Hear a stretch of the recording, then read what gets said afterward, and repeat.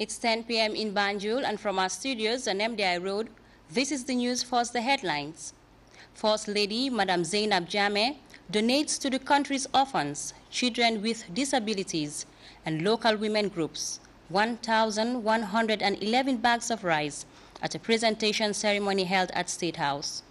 The UN Food and Agriculture Organization reaches out to farmers in the Central and Lower River regions in the form of farming inputs worth over $700,000. And a painfully slow, laborious talks aimed at ending Iran's nuclear standoff slip into a third successive weekend, with Tehran and Washington bickering over who is to blame. Well, these and other stories coming ahead this half hour. I am Winifred Nicole Hodibat.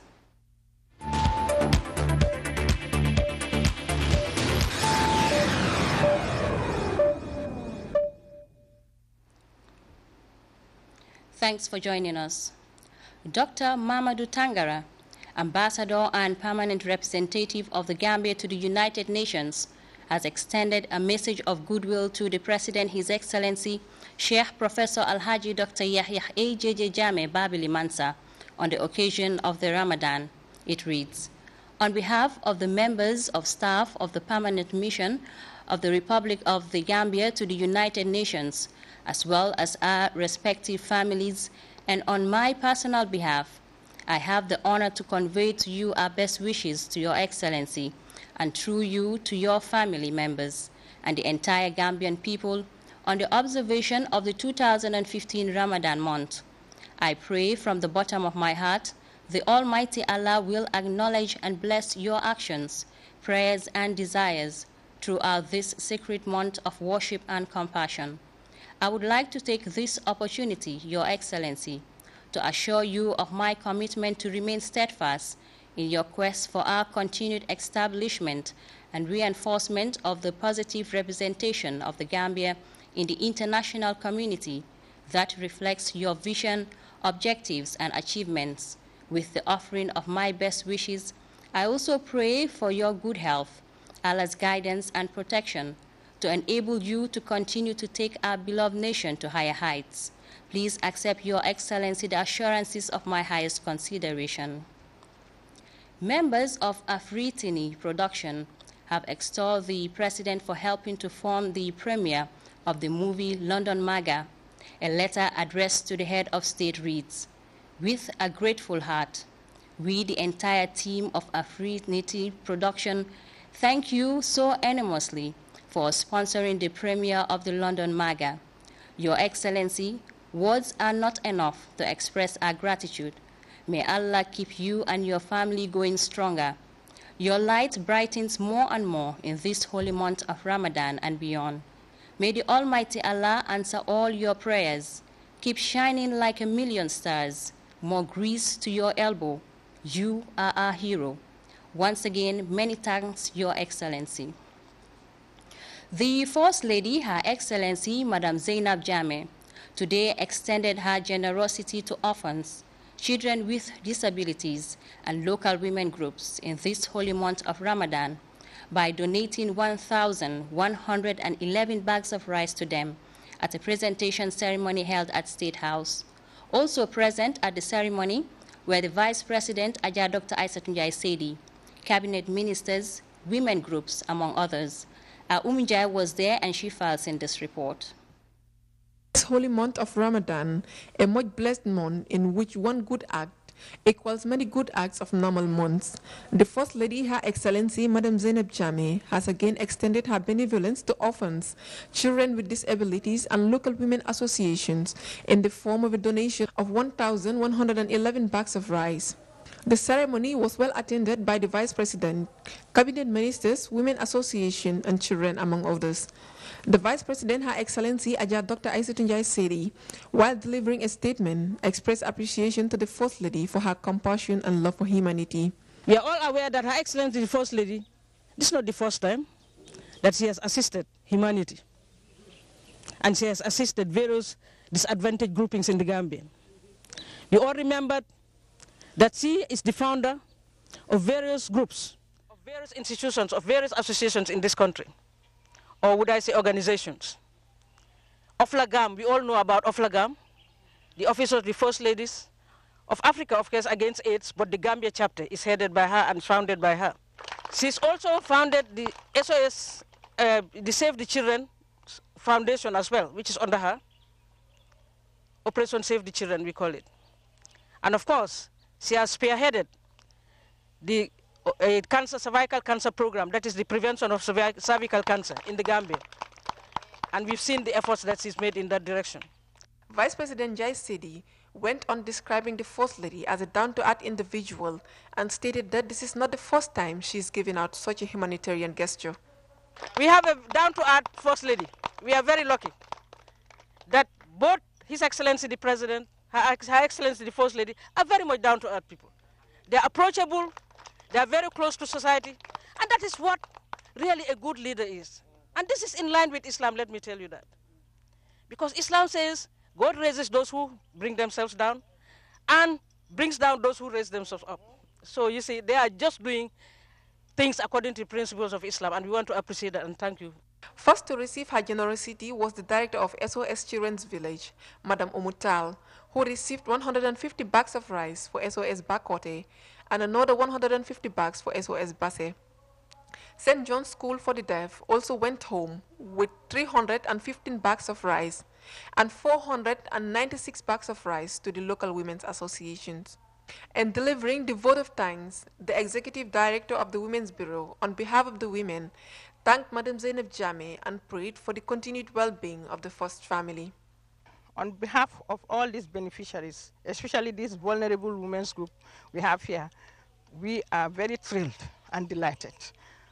This month of Ramadan, which is a month of giving, a month of blessing, whatever you do according to the Holy Quran, if you give one, it will be multiplied 1,000 times.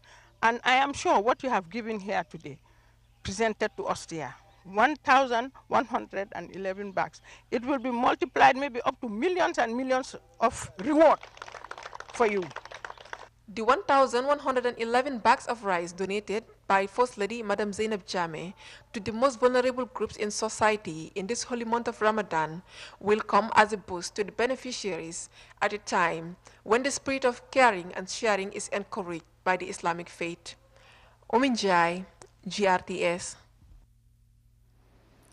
The Vice President and Minister of Women's Affairs, Ajah Dr. Aissatou Njie Sedi, has delivered a televised statement on this year's World Population Day, as the Gambia joins the rest of the world to commemorate a day that seeks to raise awareness of global population issues.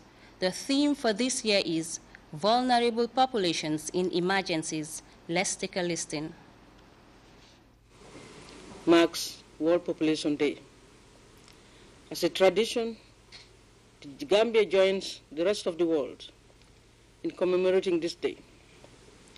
The day, as we all remember, was established to focus attention on the urgency as well as the importance on population and development issues in general, and the urgency and importance of other issues in the context of overall development.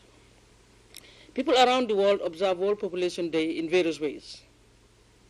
In the Gambia, for example, the day is always marked by speeches, press releases, radio panel discussions, and march past by school children and people, of course, from all walks of life in the Gambia to enhance awareness on population issues, including their relations to the environment and overall development. The theme for this year's celebration is Vulnerable Populations in Emergencies. This theme is indeed apt and timely, as the world is seeing a record number of people, especially women and girls, displaced by crisis, thus calling for global action to respond to their rights and needs, and of course maintain their dignity, secure their safety, and restore their access to sexual and reproductive health and rights, and indeed care. Recent UNFPA reports have shown that women and children, and indeed young people, comprise over 3/4 of the over 50 million people who have been forcibly displaced from their homes by conflicts as well as disasters in most parts of the world. But girls and women in crisis situations face much greater risks, of course, of abuse, sexual exploitation, violence, and indeed forced marriage, reproductive health-related illnesses, and death, of course, due to the lack of protection and an absence of aid delivery to address their needs. Vice President Jai said it there on World Population Day. The United Nations Resident Coordinator in the Gambia has also delivered a statement on the occasion of this year's World Population Day, observed on July 11th. Mamong Yani Lakoje's statement underlined the need for countries to be committed, give support to the most vulnerable, and to work towards a global action putting people first, so that they help build resilience, peace, and sustainable prosperity for generations to come. Of the Second World War, have so many people been forced from their homes across the planet, with nearly 60 million individuals having fled conflict or disaster. Women and adolescent girls are particularly vulnerable. Violent extremists and armed groups are committing terrible abuses that result in trauma, unintended pregnancy, and infection of HIV and other diseases. Shame and accountability rest squarely on the shoulders of the perpetrators who wage cowardly battles across the bodies of innocents. These women are far from just victims. They have hopes, plans, and potential to make important contributions to our common future. As the United Nations marks its 70th anniversary this year, let us take strength from our founding missions to give hope and support to the most vulnerable. The National Assembly has endorsed the report on the first extraordinary session of the ECOWAS Parliament and that of the first ordinary session held in February and May in Abuja, Nigeria, tabled before lawmakers by Honorable Ablai Suku Singate, whilst the adjournment debate was led by the majority leader, Honorable Fabakary Tombong Jatta. As we hear in this report, the ECOWAS Parliament also discussed a host of burning issues bordering on the sub-regional bloc. Ablai Suku Singate, head of the Gambia delegation to the ECOWAS Community Parliament, on Wednesday laid before his colleagues the report of the first extraordinary and that of the first ordinary sessions held in Abuja, Nigeria, earlier this year. This act sought to transform the Parliament from an advisory institution to a legislative one, co-legislating with the Council of Ministers. The report outlined the genesis and justifications for the enhancement of powers of ECOWAS parliamentary institutions, the recent xenophobic attacks in South Africa, and the plight of desperate African migrants in search of the fantasies of a better life. The two recently concluded successive elections in Nigeria and Togo were also applauded by the regional parliament as a major achievement towards democracy. On the home front, Gambian lawmakers applauded the delegation led by Honorable Ablai Suku Singate for a detailed and comprehensive report. I want to thank the parliamentarians, our representatives, for a very well done job they have done during their presentation on the country's report. According to some members, the report from such meeting could add great value to the regional integration process. We are moving steadily towards an economic union in West Africa, which was the vision and the mission of the founding fathers.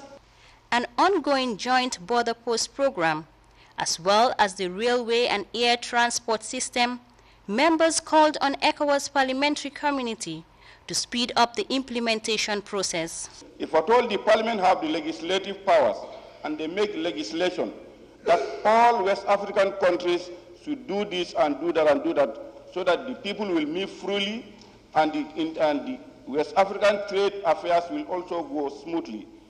Another key highlight of the day's business was the adjournment debate on sign and die, led by the majority leader to the August body.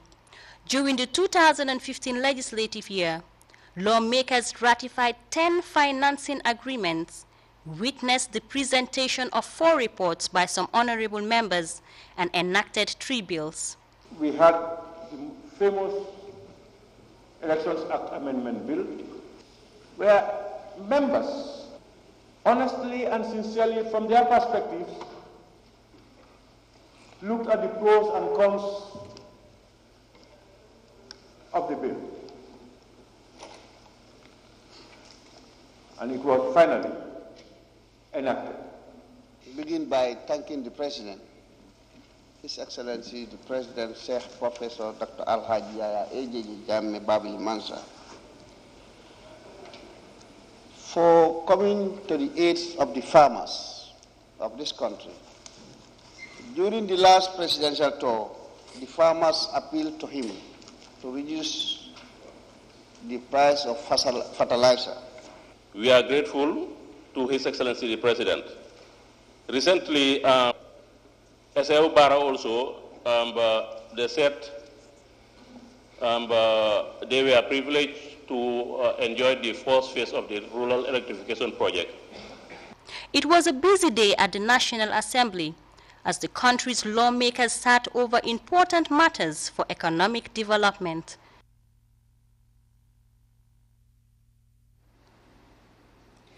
The United Nations Food and Agriculture Organization has reached out to farmers in the Central and Lower River regions in the form of farming inputs worth over $700,000 for increased household food security.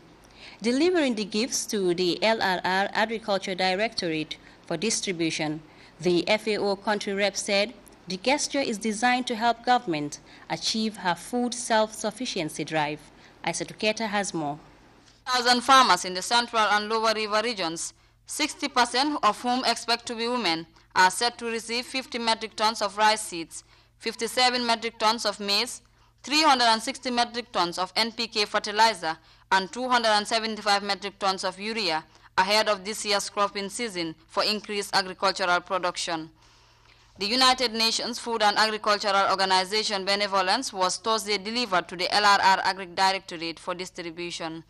The support for this specific activity came from funding from the United Nations Office for the Coordination of Humanitarian Affairs, UN OCHA, which last year provided about $2.5 million worth of support through different United Nations agencies, FAO being one of them. So FAO received about $750,000 to be able to provide inputs, and these are the inputs that are here today. Madam Kalala said the primary objective of the gesture is to support the government in his food and self-sufficiency drive. The project objectives really were to target those vulnerable households in the Gambia, those who perhaps might not easily be able to access inputs, and to, in this way, try to provide some seeds for rice, for maize, and some fertilizer. Present at the handing over ceremony was Governor Puy of LRR, Sheriff Obojang, the Deputy Permanent Secretary of the Ministry, Chiefs of the regions, and Honorable Njai Dabo of Jara West. These inputs, of course, will boost the morals of those farmers because they have been eager to get this rain, and then coupled up with this gift, definitely that will help us greatly in achieving food security in this region and in the Gambia as a whole. I will call upon the Agricultural Directorate in LRR, the extension workers, to take up a center stage in distributing these seeds, and they make sure that these seeds reach the people that are targeted for. FAO has done their bit. They have given us money for the distribution of the seeds. They've given us enough fuel. Myself, I signed the fuel, and I have handed over the fuel to the Director General so that they can use that fuel and the money to hire vehicles so that these seeds can be distributed as quick as possible. So we are not going to leave them as it is. They have to do it immediately. I think even today, maybe the distribution has to start even today. Farmers' reaction to the gesture was that of joy and appreciation. Aisa Tuketa, GRTS. The Edward Francis Small Teaching Hospital Wednesday received a huge donation of surgical equipment from a Netherlands medical practitioner. The equipment were handed over through the authorities at the hospital grounds in Banjul. Aisa Tuketa picks up the rest of that story. Most critical areas of healthcare.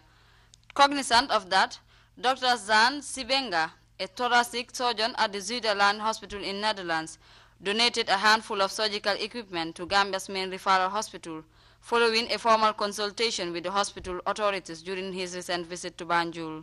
First of all, I wanted just to go on holiday, but then I saw, I read articles about the hospitals and the things they needed. And because I'm in the medical profession, I have access to supplies. So I searched the internet and I contacted Dr. Tekanyi and I asked what they needed.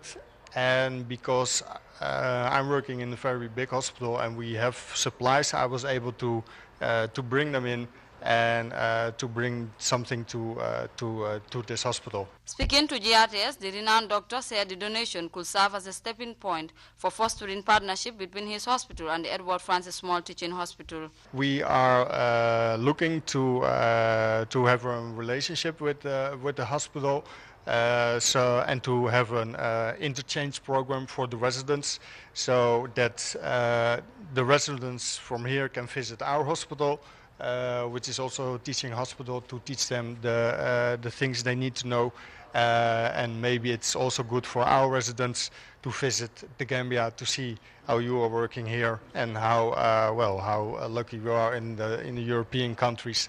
The head of surgery at the Edward Francis Small Teaching Hospital, Dr. Amadou Samate, expressed appreciation at Dr. Sibenga's timely gesture. We wish to thank Dr. John for this initiative and for this good gesture. Now, he's donated some very useful surgical items here. Some of these instruments, currently we don't have them, particularly the skin grafting knife. We don't have any we are able to use now. And he's brought along with it some blades. So this is going to be helpful in doing skin grafting for our patients here. Well, they're very significant items, because there are some of the items that are very, very useful, and there are procedures that could be done here. They are not done simply because people can't do it, but it's because the materials are not available. So with the availability of the materials, it could be done, and then that will also limit the mobility of patients, referring patients to Dakar and the like for such operations. The donated items, according to health officials, are expected to boost the hospital's surgical department in executing its functions, thereby reducing, if not ending, the referral patients to Dakar for further medical attention. Aisa Tuketa, GRTS. The Lebanese community in the Gambia Wednesday presented food items to patients and staff of Edward Francis Small Teaching Hospital. Khadija Tujalo has more on that gesture. The community in the Gambia is donating to patients at the Edward Francis Small Teaching Hospital. Hospital officials expressed delight at the gesture. They've been doing this. Last time they did similar gesture, and it was very helpful to both the patients and the staff. Today we are here yet again witnessing similar occasion. Imam Rabia, presenting the donation on behalf of the Lebanese community, quoted verses of the Quran that highlighted the need for Muslims to care and share. For the wealth gathered in this world, he added, will be left here, noting that only the good deeds are for eternity. He also commended the hospital management for the cordial relation and the Gambian leader for the enabling environment that people are enjoying in this country. For his part, the Chief Medical Director of Edward Francis Small Teaching Hospital, Professor Mustafa Khalil, also thanked the Lebanese community for the gesture and assured them of distributing the items as expected. On behalf of the staff and the entire community of Edward Francis Small Teaching Hospital, I am conveying our gratitude and appreciation for the gifts and the donation to our patients and our people in this hospital. I assure you all these stuffs are going to be judiciously used, and we thank you very much for putting a smile on our patient during this Shahr Ramadan, Haza Shahr al-Mubarak. The Imam distributed part of the gifts, while the rest were left with the hospital management for further distribution. Khadijatu Jallo, GRTS News. That report by Khadijatu Jallo takes us to our first break, but we'll be back with news from outside the Gambia. Don't go away. Major environmental challenges facing developing countries, such as the Gambia. Experts have given stark warnings about what will happen and how certain cities will disappear if something is not done to avert a major environmental problem. So be aware of climate change. Welcome back. Pope Francis is wrapping up his visit to Bolivia on his travel to South America this week. He has been focusing his message on poverty and the environment.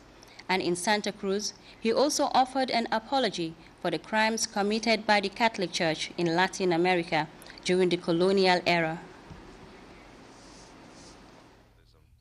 He overlooks certain actions of the Church. I say this to you with regret. Many and grave sins were committed against the native peoples of America in the name of God. His words certainly being well received by that audience. Now, just a short time from now, the Pope is scheduled to make a visit to Bolivia's most violent prison, the Palma Sola Maximum Security Facility. He'll speak there with inmates and their children. He will then depart for Paraguay. Well, one of the souvenirs the Pope was given in Bolivia is receiving a lot of attention. President Evo Morales presenting the Catholic leader with a wooden crucifix laid atop a hammer and sickle. You'll recall that that was the communist symbol conceived during the Russian Revolution. The links and battles between communism and the Catholic Church are an extremely sensitive subject still in Latin America. The Vatican spokesman says the gift will not be placed in a church. Over now to Iran's nuclear talks. Prime Minister Zarif says things are going painfully slow, saying talks were likely to go into the weekend with no deadline as of now. CNN's Nick Robertson has the story. At the talks here, he said things were going painfully slowly. Secretary Kerry, hosting a meeting earlier a couple of hours ago, said that he was pushing, they were continuing to push hard. The EU Foreign Policy Chief joked in the beginning of that meeting, pushing it off the balcony. You know, there's some levity here, if you will, although these talks are absolutely serious. But I think most of what we hear coming across publicly here is really positioning, and I think that's what we heard from the Iranian Foreign Minister there. It's still, I think, at this stage, although the clock's ticking, we don't know the deadline, that it's really anyone's guess when this can wrap up. No one wants to walk away from this, Andrew. We take our second break now. facing developing countries such as the Gambia. Experts have given stark warnings about what will happen and how certain cities will disappear if something is not done to avert a major environmental problem. So be aware of climate change.